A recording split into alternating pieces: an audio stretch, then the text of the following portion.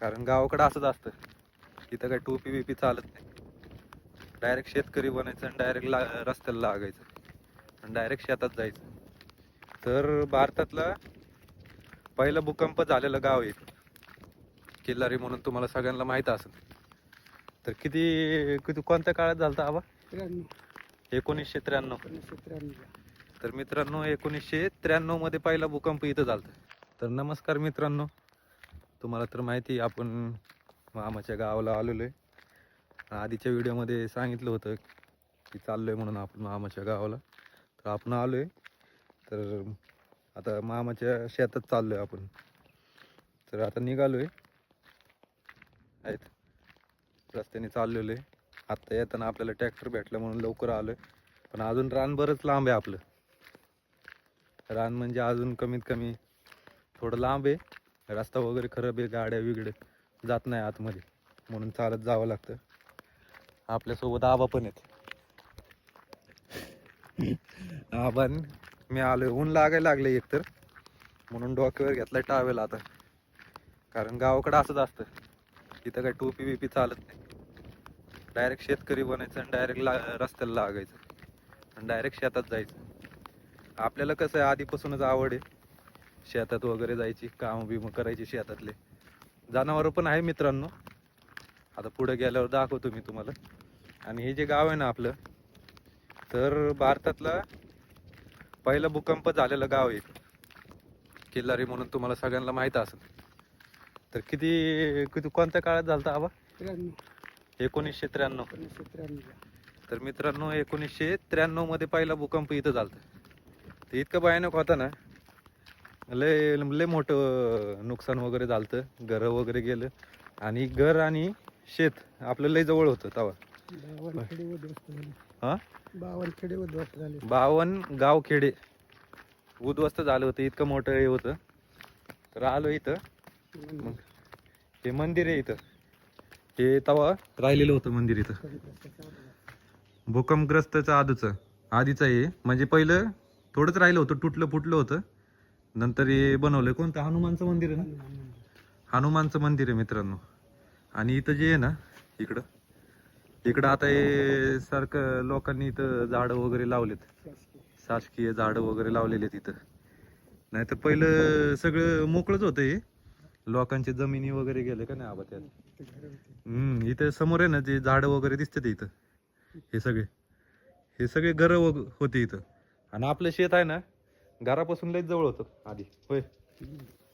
तर दर्शन बिर्शन घेतलं आता हनुमानांचं. आता निघालोय आपल्या वाटेने. इथं घरं होते आणि शेत पण जवळ होतं जायला. पण आता काय झालं, शासनाने आपल्याला घर तिकडे दिलेत खाली गावात. मग त्या अंतर बरंच लांब आहे मित्रांनो, 4 किलोमीटर एवढं लांब आपलं घरापासून ते शेतापर्यंत. इतकं लांब आता ते शेत झाले.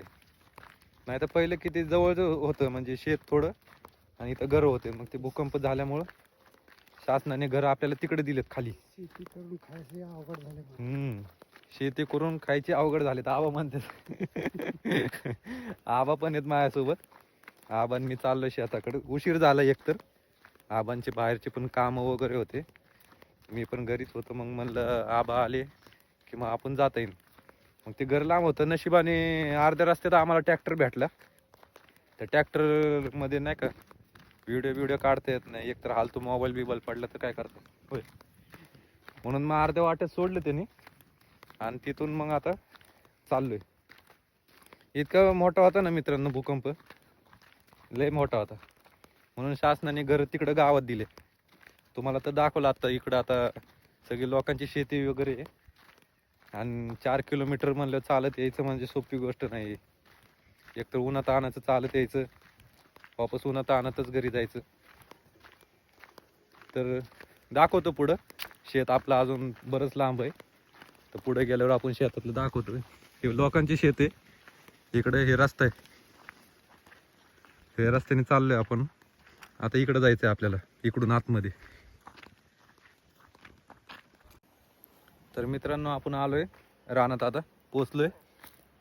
तर हे बघू शकता, आपलंच आहे शेत सगळं. इकडं पेरूचं झाड आहे, इकडे दोन तीन आहेत त्या साईडला. इकडं हे इकडं काय नाही, तिकडं डीपी आहे, इकडं पाण्याचा हौद आहे जनावरांना पाणी बिनी प्यायला. हा या साईडला आहे ना विहीर आहे मित्रांनो, लय जुनी विहीर आहे. लय मोठी आहे बरं का. आता पाणी कमी झालंय का आहे का नाही काय माहिती. पाणी आहे मित्रांनो पण लय कमी झालंय. काय सगळं म्हणजे विहिरीचंच आहे, कंपाऊंड वगैरे. आणि इथं हे पाणी आहे विहिरीत.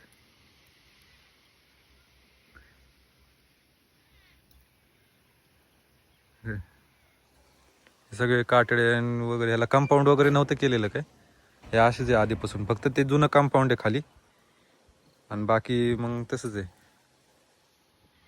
ही विहीर आहे इकडं, या साईडला इकडं गहू लावलेला आहे. या साईडला इकडं गहू आता काढणीला आलाय गहू, पण ते काही काही हिरवा आहे थोडा, मग ते अजून थोडंफार सुकवून द्यावं लागेल, मग तेव्हा ते आपल्याला काढता येईल. हे काय या साईडला वाऱ्याने मित्रांनो गहू वगैरे पडलाय सगळं, वारं लय सुटतं नाही इकडं, सगळं मोकळं पटांगण आहे. ते मोकळ्या पटांगणांमध्ये ते वारं सुटलं की नासधूस होती थोडीफार. आता तिकडं आंब्याचं झाड आहे त्या साईडला, आंब्याचं इथे एक आहे, आंबे लागलेले आहेत थोडेफार.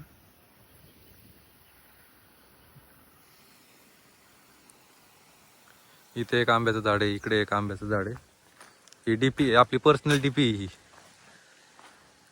पर्सनल डीपी आहे. सध्या पाणी वगैरे चालू आहे तिकडं, पाणी सकाळी 9 ते 5 पर्यंत लाईट येते. आता पाणी चालू आहे, आपण बघू आबांना विचारून जाऊ आपण तिकडं, पाणी वगैरे कुठं सोडलंय काय नाही. इथं पण आंबे लागलेले आहेत, छोटे छोटे कायऱ्या वगैरे लागले तिथं. इथं इथं तर दाखवतो मित्रांनो, तिकडे जाणारच आहे मी. तिकडे गेलं ना पाणी बघू आपण कुठं चालू केलेलं आहे कुठं नाही, तेवढं आपण दुसरीकडे लावून येऊ पाणी आता.